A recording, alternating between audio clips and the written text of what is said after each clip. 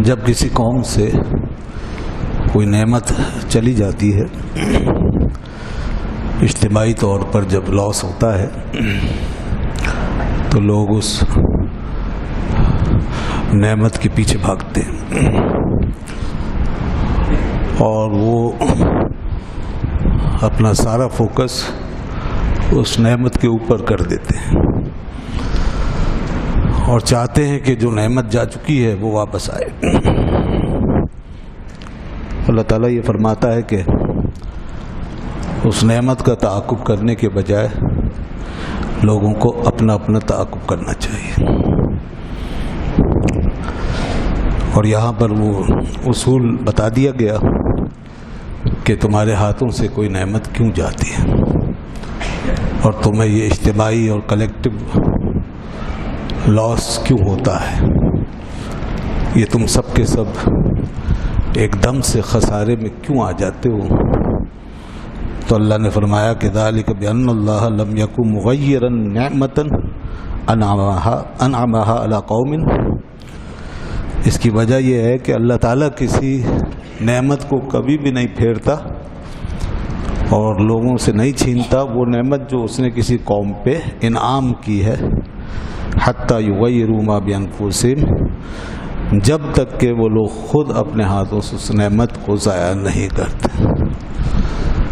تو جب لوگ یعنی افراد، ہم اور آپ انڈیویجول لیول پر کسی نعمت کا استحصال کرتے ہیں اور اس کو ضائع کرتے ہیں یا اس کا مس یوز کرتے ہیں یا اس کی ناقدری کرتے ہیں، تو پھر اللہ تعالیٰ کی غیرت جوش میں آتی ہے اور وہ فرماتا ہے پھر میں وہ نعمت اس قوم سے آہستہ آہستہ دھیرے دھیرے اس قوم سے سلب کر لیتا ہوں۔ اگر ہم اس آیت کی روشنی میں، اس قانون کی روشنی میں اپنا جائزہ لیں، پاکستان کا جائزہ لیں اور اس ملک کے لوگوں کا حال دیکھیں، تو ہمارے ساتھ یہی کچھ ہوا ہے کہ آج جو نعمتیں ہمارے اس پورے مجموعی ماحول سے غائب ہو رہی ہیں، تو اس کی وجہ یہ ہے کہ قوم کا بچہ ناشکری کے راستے پہ چل رہا ہے اور ہم نے ناشکری اور ناقدری کو اپنا وتیرہ اور شعار بنا لیا ہے۔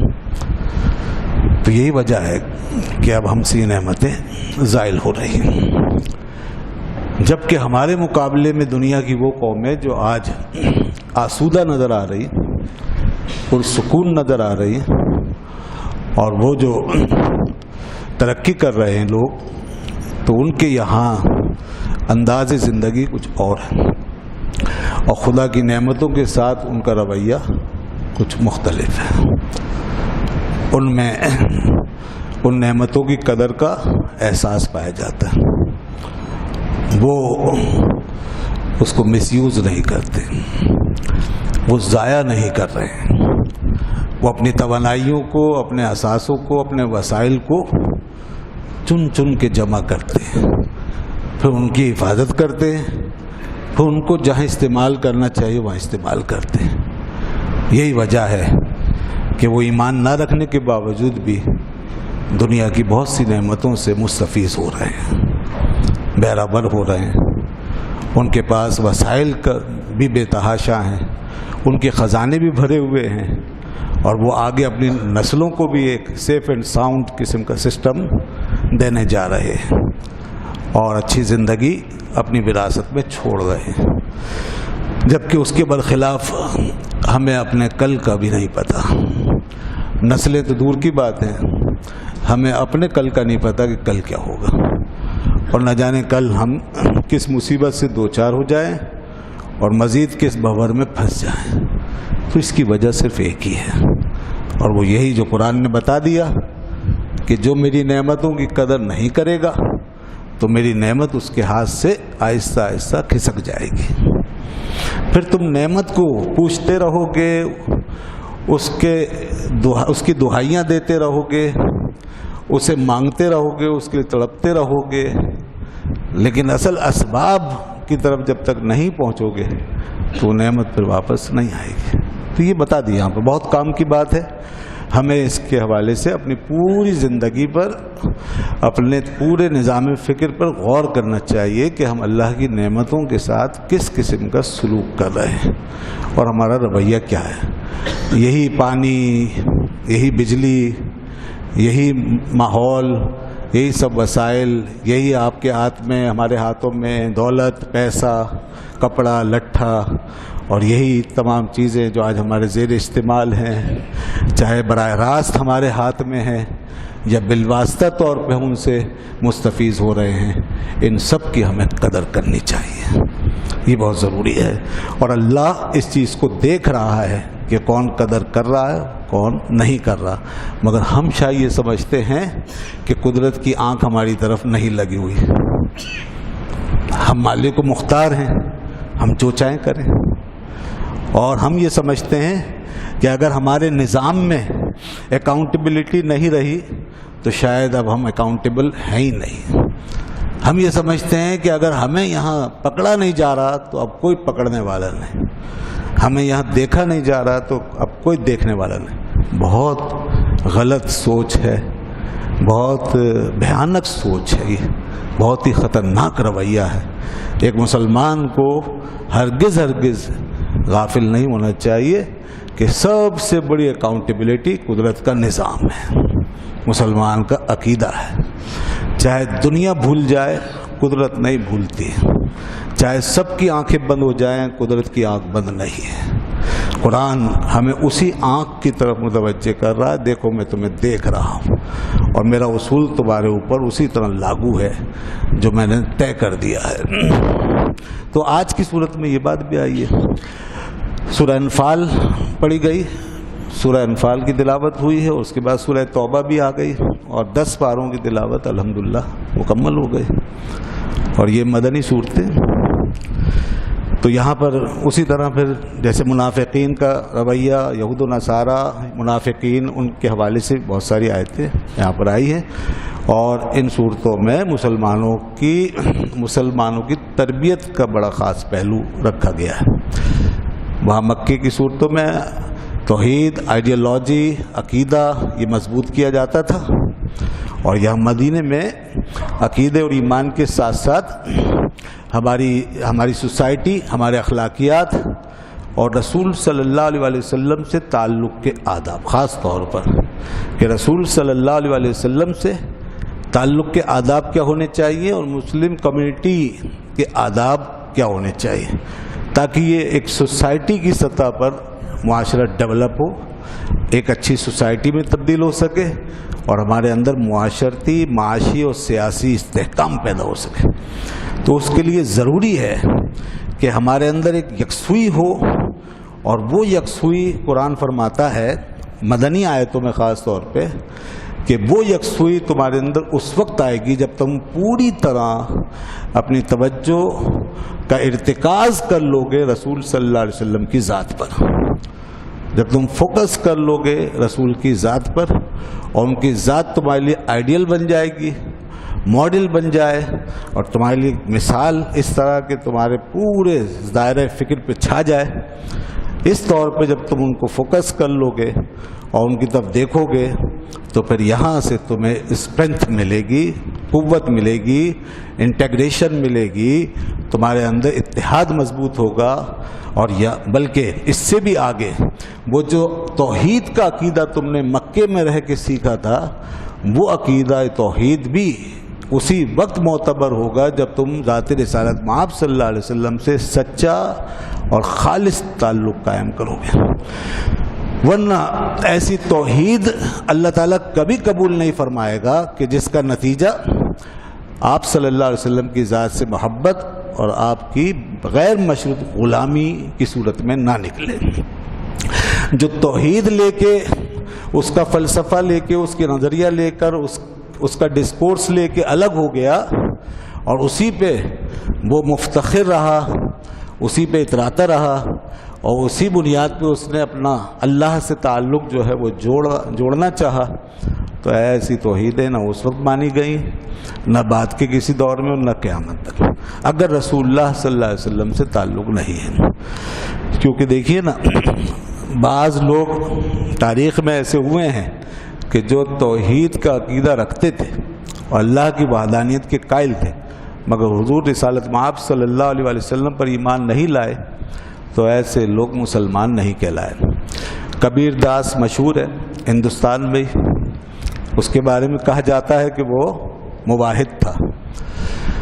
اسی طرح بابا گرو نانک جو سکھوں کے پیشوا ہیں، ان کے بارے میں بھی مشہور ہے کہ یہ بھی توحید کے قائل تھے اور شرک نہیں کرتے تھے، مگر وہ بھی مسلمان نہیں کہلاتے۔ کیوں؟ اس لیے کہ آپ صلی اللہ علیہ وسلم پر ایمان قبول نہیں کیا۔ اور یہی مسئلہ کچھ منافقوں کا تھا۔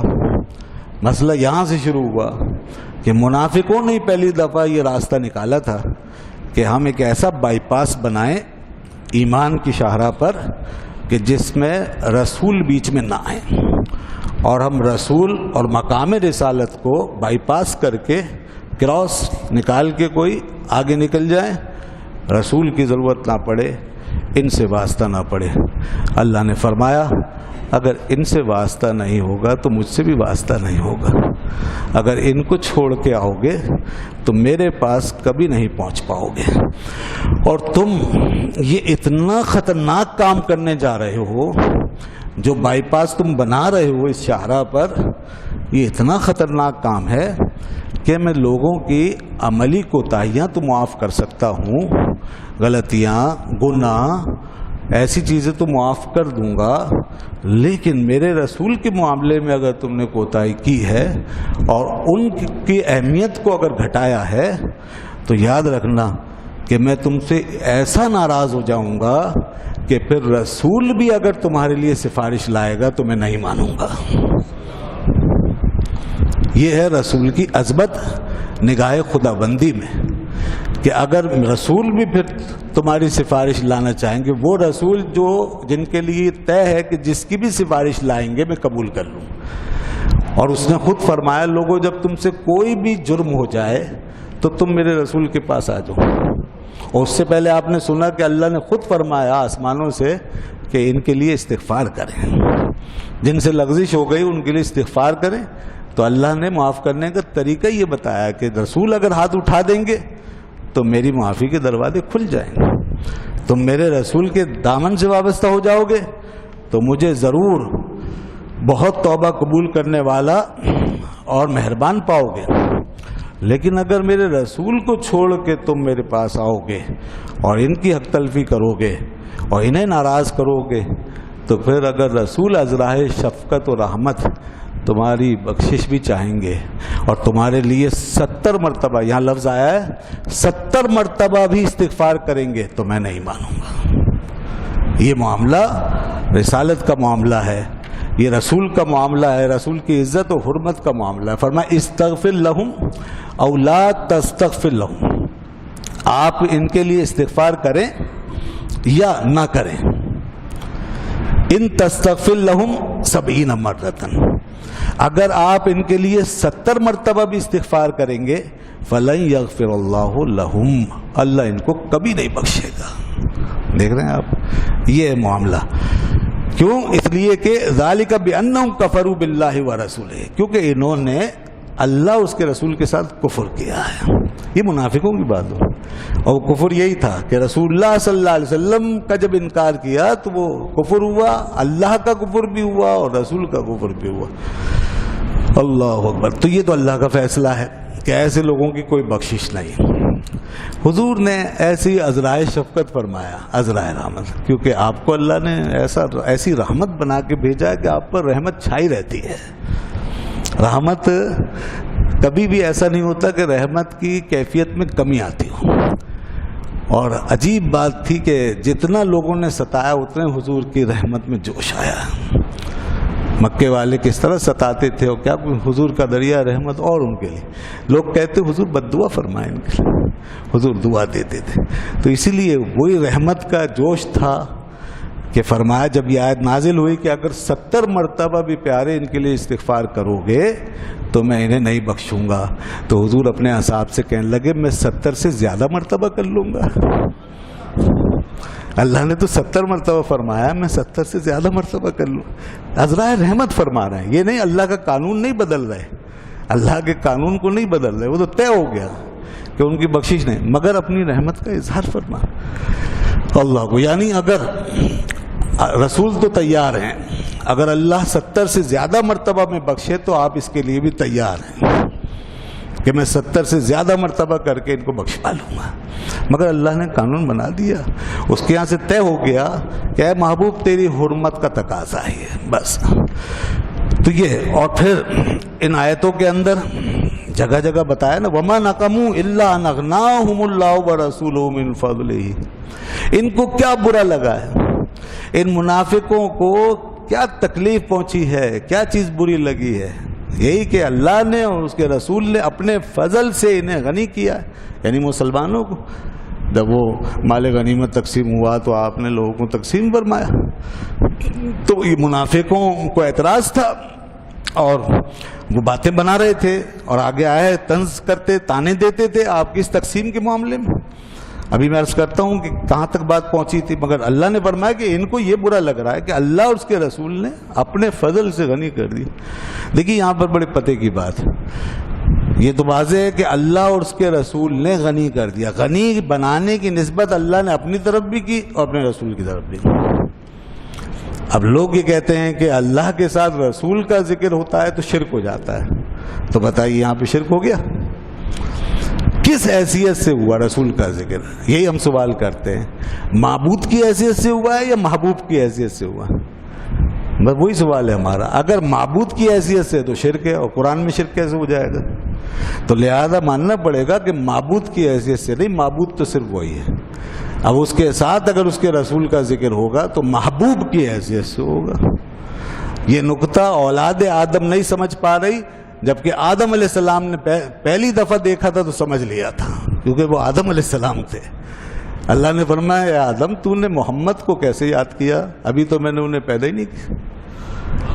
کیف عرفت محمدا ولم اخلقہ، ابھی تو میں نے محمد صلی اللہ علیہ وسلم کو پیدا ہی نہیں کیا، آدم تم نے انہیں کیسے جانا؟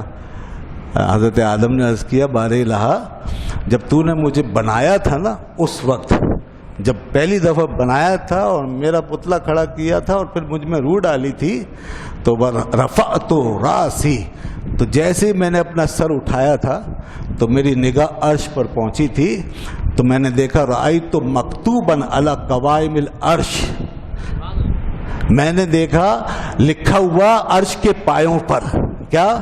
تیرے نام کے ساتھ یہ نام لکھا ہوا تھا. میں نے دیکھا تھا تیرے نام کے ساتھ ایک نام لکھا ہوا تھا، وہ محمد تھا. تو بس میں اور تو کچھ نہیں جانتا، مگر اتنا جان گیا کہ جس کا نام تو نے اپنے نام کے ساتھ لکھا ہے یقیناً وہ تیرا سب سے زیادہ محبوب بندہ ہے، تجھے اس سے سب سے زیادہ پیار ہے. تو اللہ نے فرمایا صدقتا یا آدم، تم نے سچ کہا ہے. اور ان کا مقام یہ ہے کہ اگر میں محمد کو پیدا نہ کرتا تو تمہیں بھی پیدا نہ کرتا. لولا محمد لما خلقتک، اگر محمد نہ ہوتے، لولاہ لما خلقتک، اگر وہ نہ ہوتے تو میں تمہیں بھی پیدا نہ کرتا. تو یہ مقام، اب اولاد آدم سمجھ لے اس بات کو کہ حضور کا نام، حضور کا ذکر جب اللہ کے ذکر کے ساتھ ہوتا ہے، حتیٰ کہ یا اللہ اگر ایک کونے میں لکھا ہو اور دوسرے کونے میں یا رسول اللہ لکھا ہو تو یہ شرک نہیں ہوتا. یا اللہ معبود ہے اور یا رسول اللہ محبوب ہے. یہ سب ہمیں یہاں سے ملتا ہے. لا الہ الا اللہ کے ساتھ محمد الرسول اللہ کا جو پیوند ہے یہ کبھی جدا نہیں ہوگا. اذان میں اشہد ان لا الہ الا اللہ کے ساتھ اشہد ان محمد رسول اللہ کا جو رشتہ تعلق ہے یہ کبھی الگ نہیں ہوگا.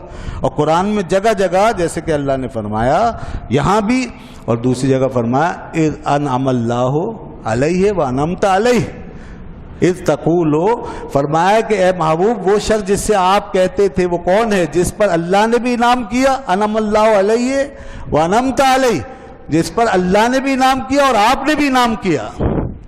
تو اللہ نے بھی انعام کیا، آپ نے انعام کیا، تو مطلب کیا ہے؟ اللہ معبود ہونے کی حیثیت سے انعام فرما رہا ہے اور آپ اللہ کی عطا سے محبوب ہونے کی حیثیت سے انعام فرما رہے ہیں۔ اور آگے پھر مزے کی بات یہ ذرا اور باریکی کی بات ہے، میں واضح کر رہا ہوں۔ ضمیر دیکھیے، ضمیر آپ جانتے ہیں نا، پروناؤنس، جب دو چیزیں ہوں پیچھے تو ضمیر بھی دو کی ہوگی، اگر ایک کا ذکر ہو تو ضمیر سنگولر ہوگی، دو کا ذکر ہو تو ضمیر تثنیہ کی دو کی ہوگی، اگر دو سے زیادہ لوگ ہوں تو ضمیر جمع کی ہوگی۔ اب من فضل ہی، اپنے فضل سے، یہاں ضمیر واحد ہے اپنے فضل سے، اور پیچھے ہستیاں دو ہیں، اللہ اور اس کا رسول، تو ہونا کیا چاہیے تھا؟ من فضل ہما، یعنی ان دونوں نے اپنے فضل سے غنی کر دیا، ہونا یہ چاہیے تھا، مگر نہیں، ضمیر واحد کی لائی گئی۔ کیوں؟ کیا شرک ہو گیا؟ شرک نہیں ہوا، بلکہ ایک عقیدہ واضح ہو گیا، مقام رسالت کا پتہ چل گیا۔ دیکھو کتنا حساس مقام ہے، اللہ اس کو کیا پوزیشن اس مقام کو دے رہا ہے، مقام رسالت کو۔ فرمایا لوگوں، اگرچہ اللہ اللہ ہی ہے اور بندہ بندہ ہی ہے، ہیں دو، مگر معاملہ وہ کرے تو اس کا معاملہ بنے گا، اور یہ کریں تو ان کا معاملہ بنے گا، معاملہ مگر ایک ہی رہے گا۔ ہیں دو مگر معاملہ ایک ہوگا، اس کا فضل ان کا فضل ہوگا، ان کا فضل اس کا فضل ہوگا۔ الگ الگ نہ سمجھنا کہ ہم نے تو اللہ سے لے لیا، اللہ سے لینا ہے، رسول سے کیا واسطہ، یہ نہ کہو، یہ بے ادبی ہے۔ رسول کے وسیلے سے ہی ہوگا، اور کوئی یہ نہ کہے کہ ہم نے رسول سے لے لیا، اللہ سے کیا واسطہ، قطعاً نہیں۔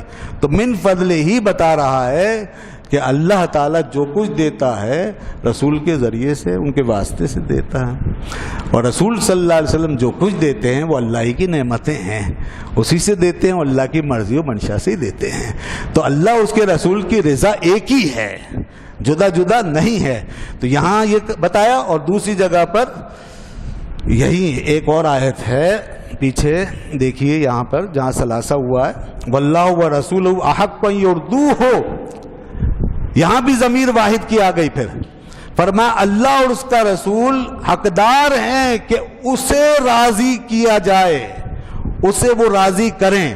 میں اسے کہہ رہا ہوں ضمیر کے مطابق، آپ سوچ رہے ہوں گے انہیں کہنا چاہیے، اور ہونا بھی یہ چاہیے، ضمیر تثنیہ، یہاں بھی ضمیر کی تثنیہ کی ہونی چاہیے تھی، کیونکہ پیچھے دو ہستیوں کا ذکر ہے۔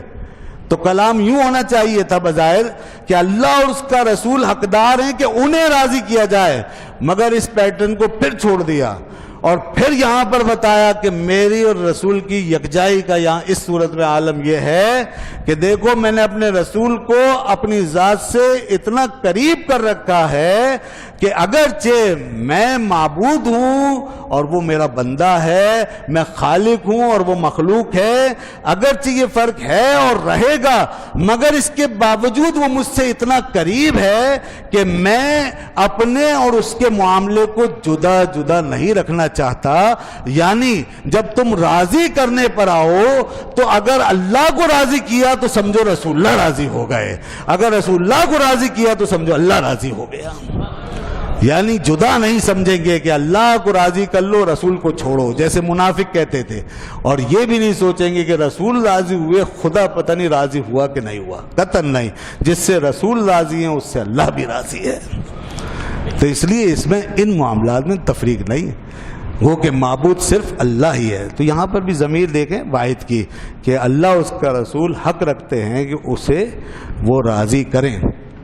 دوستو یہ اشارے سب قرآن مجید میں موجود ہیں، اور اس کے بعد قرآن نے ہمیں یہاں پر یہ بھی بتا دیا، ان منافقوں کی آنکھیں کھولی، اور ہمیں بھی قیامت تک کے لیے یہ سمجھا دیا گیا ہے کہ دیکھو سب سے زیادہ محبت اللہ اور اس کے رسول سے کرنی ہوگی، حتیٰ کہ ہر چیز سے زیادہ، ماں باپ، بیوی بچے، مال و دولت، گھر بار، تجارت، لین دین، کوئی چیز بھی اگر اللہ اس کے رسول کی محبت پر غالب آ گئی تو سمجھ لو تمہارا ایمان گیا۔ پھر اللہ رسول کی محبت پہ کوئی محبت غالب نہیں آنی چاہیے۔ فرمایا قل ان کان آباؤکم وابناؤکم واخوانکم وازواجکم وعشیرتکم واموال اقترفتموها وتجارة تخشون کسادها ومساکن ترضونها احب الیکم من اللہ ورسولہ وجہاد فی سبیلہ فتربصوا حتی یأتی اللہ بامرہ۔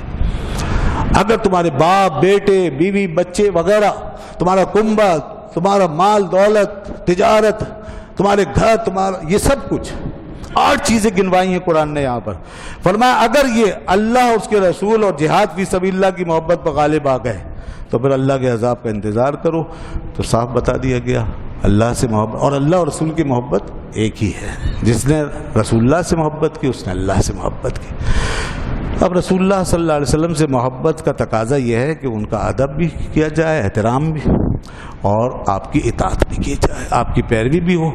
یہ 3 دائرے ہیں جو رسول اللہ صلی اللہ علیہ وسلم تک پہنچتے ہیں، یعنی محبت، ادب اور اطاعت، اور تینوں دائرے ایک دوسرے سے ہم آہنگ ہیں۔ ان کو جدا جدا نہیں رکھا کریں، ان کو الگ الگ مت سمجھا کریں۔ محبت اور ادب کے اندر اطاعت کا رنگ ہونا چاہیے، اور اطاعت جو ہے محبت اور ادب کے ساتھ ہونی چاہیے۔ وہ اطاعت اور وہ پیروی اور وہ شریعت جس میں محبت اور ادب ختم ہو جائے، وہ پھر وہی، اس کی مثال وہی ہے جو میں پہلے ابھی اشارہ کیا کہ ایک شخص مال غنیمت کی تقسیم کے وقت آیا، بڑی اچھی داڑھی رکھی اس نے، گھنی سی، چہرہ اس کا مگر عجیب و غریب تھا، چہرے پہ پھٹکار تھی۔ حدیث صحیح بخاری میں، مسلم میں، صحیح حدیث میں آیا، یہاں پر آیتیں آئی ہیں نا، وہ غنیمت کی تقسیم کا ذکر آیا ہے، انفال غنیمتوں کو تو کہتے ہیں، تو وہ اس موقع پہ آیا تھا، حضور تقسیم فرما رہے تھے، وہ آیا، صحابہ کرام نے اس کے چہرے کا نقشہ بتایا، پھٹکار برس رہی تھی، اور دیکھ رہا ہے بڑی عجیب عجیب آنکھوں سے، عقیدت سے بیٹھ نہیں رہا کہ رسول کی بارگاہ میں، ٹیڑھی میڑھی آنکھوں سے دیکھ رہا ہے، گور گور کے دیکھ رہا ہے، اور کسی بات پہ پریشان ہو رہا ہے، ناراض ہو رہا ہے۔ پھر اس سے رہا نہیں گیا تو کہنے لگا یا محمد اتق اللہ، کہنے لگا یا محمد صلی اللہ علیہ وسلم اللہ سے ڈرو، اللہ کے رسول سے کہہ رہا ہے اے محمد اللہ سے ڈرو، اور یہ جو غنیمت تقسیم کرتے ہو اس میں انصاف سے کام لو۔ حضور کا چہرہ سرخ ہو گیا۔ اللہ کے رسول صلی اللہ علیہ وسلم فرمایا کہ اگر میں انصاف نہیں کروں گا دنیا میں تو پھر کون انصاف کرے گا؟ اور یہ اس موقع تک جو میں پہنچا ہوں، اب تک اللہ نے مجھے جو کامیابیاں عطا فرمائی، یہ عدل ہی کا تو نتیجہ ہے۔ یہ آخری وقتوں کی بات ہے جب حنین کا غزوہ ہوا تھا، فتح مکہ کے بھی بعد، اس وقت کی بات، فرمایا یہاں تک اسی طرح تو پہنچے ہم، اور اگر ہم انصاف نہیں کریں گے تو سن لو مجھے اللہ نے امین بنایا ہے، امانت دار۔ دیکھیں ذرا، سارا مکے کے تمام کافر اور مشرک وہ تو امین و صادق کہتے تھے، صادق و امین، حالانکہ وہ ایمان نہیں رکھتے تھے، اور یہ دیکھیں کیسا بے ایمان پیدا ہوا، داڑھی ہے، چہرے پہ نشان ہے نماز کا، اور باقاعدہ مسلمان کہلا رہا ہے اپنے آپ کو، اپنی نماز روزے پہ بڑا فخر بھی کر رہا ہے، اور پھر آ کے اللہ کے رسول سے یہ بات کر رہا ہے، آپ کی امانت پر ہی، ایمانداری پہ حملہ کر رہا ہے رسول اللہ صلی اللہ علیہ وسلم۔ اب صحابہ کو تو جوش آیا، حضرت عمر رضی اللہ عنہ نے عرض کی یا رسول اللہ مجھے اجازت دیں میں اس کی گردن اڑا دوں، تو میں نہیں رکوں۔ تو جب وہ چلا گیا تو حضور نے فرمایا کہ یہ وہ شخص ہے کہ جس کی پشت سے ایک قوم نکلے گی، اس کی پشت سے ایک قوم نکلے گی، اور یہ ایسے لوگ ہوں گے کہ ان کی نمازیں تمہیں اپنی نمازوں سے اچھی لگے گی، یعنی نمازی ہوں گے پکے، بڑے عبادت گزار ہوں، ان کی تلاوت جب وہ تلاوت کریں گے تو تم رشک کرو گے کیا تلاوت ہے، ان کا دین تمہیں اپنے دین سے اچھا لگے، مگر اللہ کے رسول نے فرمایا خبردار وہ دین سے ایسے نکل جائیں گے جیسے تیر شکار سے نکل جاتے ہیں، اور فرمایا کہ یہ کافروں اور مشرکوں کو چھوڑ دیں گے اور مسلمانوں کو قتل کریں گے، مسلمانوں کو قتل کریں، یہ بخاری مسلم میں اٹھا کے دیکھ لیں حدیث، مشرکوں کو چھوڑ دیں گے مسلمانوں کو قتل کریں۔ اور یہ بھی آیا حدیث میں کہ جو آیتیں اللہ تعالیٰ نے کافروں مشرکوں کے بارے میں نازل فرمائی ہیں انہیں مسلمانوں پہ چسپاں کریں گے، یہ سب چیزیں اور بھی بہت سی علامتیں، تو فرمایا ان کی پشت سے وہ لوگ نکلیں گے، وہ نکلے، اور فرمایا کہ ان میں ایک شخص ہوگا جس کا یہ شانہ جو ہے عورت کے پستان کی مانند ہوگا اور اسے گوشت لٹکا ہوا ہوگا. جس نے ان کو مارا اس وقت تو اس نے دنیا کے بدترین لوگوں کو مارا. یہ اعزاز، یہ شرف حضرت علی مرتضیٰ شیر خدا رضی اللہ عنہ کے حصے میں آیا جب انہوں نے خارجی اس وقت بالکل پیدا ہو گئے اچھے خاصے، پوری فورس بن گئی، ایک جماعت بن گئی تھی. تو پھر حضرت علی رضی اللہ عنہ نے ان کے خلاف جہاد کیا. تو لوگوں نے کہا اپنے اتنے بہترین لوگ مار ڈالے، اتنے اچھے نمازی. پر وہی بات جو حضور نے فرمائی تھی، تمہیں ان کی نمازیں اچھی لگیں گی، تمہیں ان کی تلاوت اچھی لگی. مگر صحابہ کرام تو روشن دل و دماغ رکھنے والے لوگ تھے، ان کا ایمان بالکل پرفیکٹ تھا، اس لیے وہ قرآن حدیث کی روشنی میں سب کچھ صحیح سمجھتے تھے، وہ جذباتی نہیں ہوتے تھے. تو لہذا حضرت علی نے کیا، جب یہ جہاد کیا تو بعد میں فرمایا جاؤ پھر ایک شخص اس میں ہوگا اس طرح کی نشانی ہے، اس کو دیکھو. اگر وہ مل گیا تو ہم نے بدترین لوگوں کو مار دیا، بدترین لوگوں کو مارا اور بالکل صحیح. اور اگر وہ نہیں ہے ان کے اندر تو پھر ہم نے بہترین لوگوں کو مار دیا. تم صحیح کہتے ہو. پھر تو لوگ گئے، لاشوں کو الٹ پلٹ کیا تو وہ مل گیا جس کے شانے پہ گوشت نکلا ہوا تھا. اس کا نام تھا ذوالخویسرہ. لوگوں نے آ کے حضرت علی رضی اللہ عنہ کو بتایا تو آپ نے اللہ کا شکر ادا کیا. فرمایا تو اب میں تمہیں بتاتا ہوں کہ یہ کیا قصہ ہے. تو پھر حضور نے حضرت علی رضی اللہ عنہ نے بتایا کہ یہ شخص تھا جو حضور کی بارگاہ میں آیا تھا اور اس طرح کی بیعت بھی کر کے گیا تھا. تو قاضی ایاز رحمۃ اللہ علیہ نے فرمایا حضور صلی اللہ علیہ وسلم نے اس کو اس وقت قتل کیوں نہیں کرایا؟ جب حضرت عمر نے بھی کہا، حضرت خالد بن ولید نے بھی کہا، عرض کیا، تو حضور نے کیوں اس کو جانے دیا اور قتل کیوں نہیں فرمایا؟ اگر اس کو اسی وقت مارتے تو بعد میں بھی تو مارنے کا حکم تھا. حضرت علی رضی اللہ عنہ نے ان کا یہ کام کیا. تو اس کا جواب یہ دیا حضرت قاضی ایاز رحمۃ اللہ علیہ نے کہ اس لیے قتل نہیں کروایا رسول اللہ صلی اللہ علیہ وسلم نے اس کو کہ وہ بظاہری مومن بنا ہوا تھا. تو کئی لوگ یہ نہ سمجھتے کہ حضور اپنے اصحاب کا قتل کرواتے ہیں، یہ وہ حکمت تھی. تو لوگوں میں بے چینی پھیل جاتی ہے. تو چونکہ اس کا معاملہ ایکسپوز نہیں ہوا تھا تو حکمت و مصلحت کا تقاضا یہی تھا تاکہ جو لوگ نو وارد ہیں اسلام میں نئے نئے داخل ہونے والے وہ پریشان نہ ہوئے. اور بعض روایتوں میں یہ الفاظ ہیں کہ حضور نے فرمایا نہیں اس کو نہ مارو کیونکہ لوگ یہ کہیں گے کہ محمد صلی اللہ علیہ وسلم اپنے اصحاب کو قتل کر دیتے ہیں. تو یہ وجہ تھی. تو بہرحال جناب اللہ تعالیٰ محفوظ رکھے. ہمیں عقیدہ درست رکھنا پڑے گا، عقیدہ درست رکھنا ضروری ہے. حضور کی تعظیم، محبت یہ ہے بیسک ہے. آپ کی محبت، آپ کی تعظیم، آپ کا ادب. اب اگر ایسی بات منہ سے نکلے جو خلاف ادب ہو تو ایمان کیسے سلامت ہے؟ انداز عجیب عجیب، طریقے عجیب عجیب، تو نماز روزہ کس کام آئے گا؟ تو اس لیے میں نے عرض کیا کہ یہ دائرے جو ہیں نا، ادب کا دائرہ، محبت کا دائرہ، اطاعت کا دائرہ، ان سب کے اندر ایک دوسرے کا رنگ ہونا چاہیے. تو دین اور شریعت کا جھنڈا بالکل اوپر اٹھائیے، ضروری ہے. اطاعت اور پیروی کا درس ضرور دیجیے، ضرور دینا پڑے گا اور اپنانا پڑے گا، مگر ادب اور احترام بھی بجا لانا پڑے گا. محبت رسول صلی اللہ علیہ وسلم کو بھی فروغ دینا ہوگا. اسی طرح تعظیم اور ادب اور محبت رسول صلی اللہ علیہ وسلم کے دائرے کے اندر جب آپ سمائے ہوئے ہوں تو اس وقت ہمیں بھی یہ سوچنا چاہیے کہ اطاعت کا دائرہ بھی ہمارے ساتھ ہونا ہو اور وہ دامن بھی ہاتھ میں رہے، اطاعت میں بھی کمی نہ آئے تاکہ ہم پوری کامیابی حاصل کر سکیں. بعض لوگ محبت کے رشتے کو اطاعت اور پیروی اور اتباع شریعت کی لگام سے باہر لے جا کر اپنانا چاہتے ہیں. بعض لوگ جو علم نہیں رکھتے، جو علماء کی تربیت میں نہیں ہے، جو اپنے تئیں چڑھ بیٹھے ہیں اسٹیجوں پر اور لوگوں کے سروں پہ مسلط ہو گئے ہیں اور لوگوں نے ان کو اپنا لیڈر پیشوا بنا لیا ہے، ان کے ہاتھ پیر چومنے لگے ہیں کسی بھی وجہ سے، کسی بھی وجہ سے. آپ اس میں سمجھ لیں وجہ کوئی بھی ہو سکتی ہے.